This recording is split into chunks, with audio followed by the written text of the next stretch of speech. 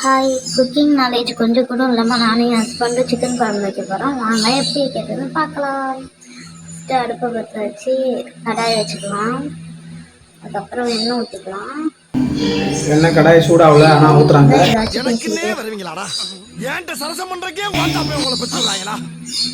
எண்ணெய் சூடானதும் கடுகு, பச்சை மிளகாய், கருவேப்பிலை போட்டு நல்லா வதக்கிக்கலாம்.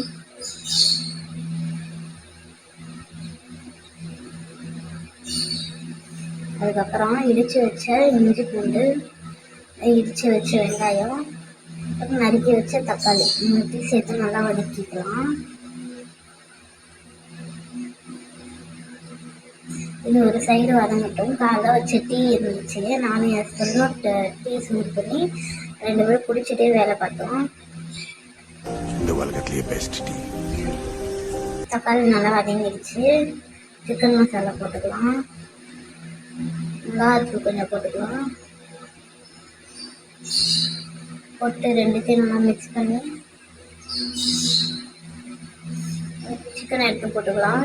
சிக்கனை போட்டு நல்லா ஒரு கிண்டி விட்டுலாம். கிண்ணதுக்கப்புறம் தண்ணி ஊற்றி மூடி வச்சிடலாம். இதுதான் நம்ம இதில் எக்ஸ்ட்ரா முருங்கைக்காய் சேர்த்துருக்கோம். ஒன்றுமே தெரியாமல் வச்சோம், ஆனால் டேஸ்ட்டு செம்மையாக இருந்துச்சு. இதுதான் ஃபைனல்.